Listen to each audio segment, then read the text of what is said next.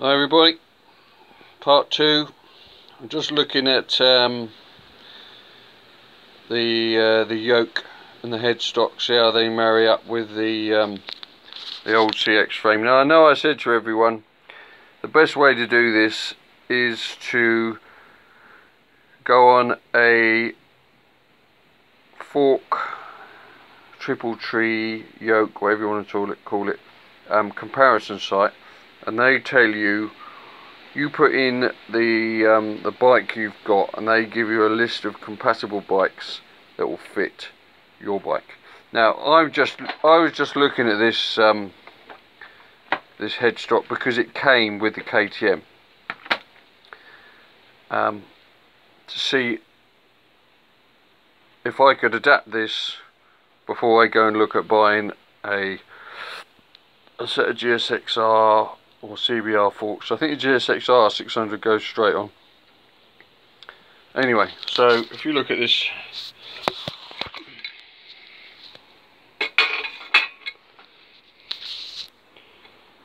it's pretty good.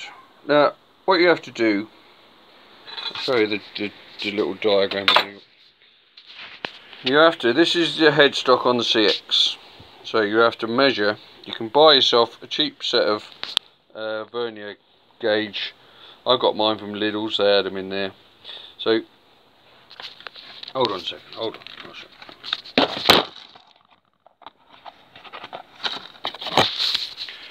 Right, so you have to measure, use the internals, you have to measure the size you got there, and that is the outside diameter of your bearing.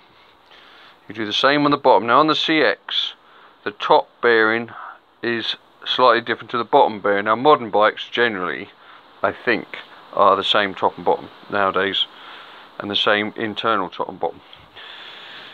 So we've got the CX top bearing comes out at 48, is 48.6, the bottom 49. So what you have to do then is, then you look at the spindle you've got of your donor bike. So you do yourself another drawing.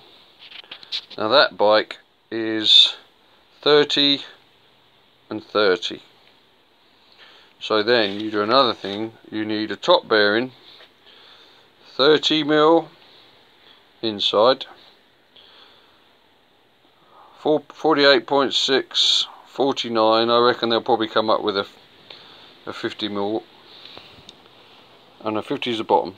I reckon that'll be 49 at the top, 50 at the bottom.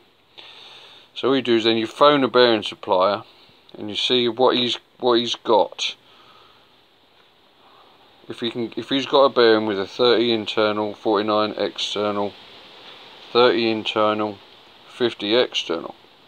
So you've got a top and bottom bearing. It'll ask you what type, whether you want a bearing race or a roller bearing. It doesn't really matter. The trouble with these is, now you look at that, this is the new one, it comes in a little cradle, which is lovely. So obviously they moved on. If you look in there, that's all the ball bearings came out of the old one, because they don't come in a cradle, they sit. That's the old bearings. They sit in there, so as soon as you take the bloody thing apart to grease it up, the bearings fall all over the place. So if you can get a modern one that's in a cradle like that, or the roller bearing type, is they're in a little cage and they're long bearings. I don't know if there's a preferred type. So that's your first stage, see if you can get bearings. If you can, and then you have to find a friendly man with a press to press your spindle out. Now you look at a lot of these programs, they say stick your bearings in the freezer so they shrink, and then you can put them, it makes it easier to put on. But if you can get to someone with a press, you can push that out, and then press your new bearing on. Your opposite side, this is the bit you put in the freezer so you can tap it in. so it shrinks it. So you can shrink that, and you can get a torch on there and heat that up so it makes that bigger and that smaller, and you tap that in. But I found it went in okay last time, and obviously the other one goes in the bottom. Now what we've got to do on here is this spindle. Now the length of the seat on there, you've got a bit of adjustment.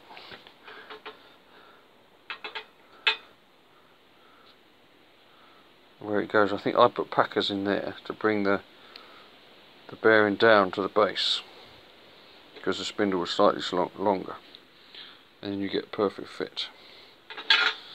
But what we'll do is I'll see if that goes on. That's the KTM yoke, top yoke. If that goes on, then I've got the whole front end of the bike sorted.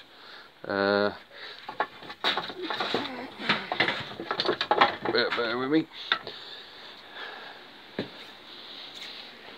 I've got these upside, they need a bit cleaning up. These upside down forks. So now I've got the forks, the mud guard, and the wheel. That's the whole front end sorted. So I'll just get on the phone, see if I can get some of those bearings, and then we're on our way. I've been having a look at this back end. So once I know the front end goes on, I'll chop the back end off, and then it's just a case of tacking on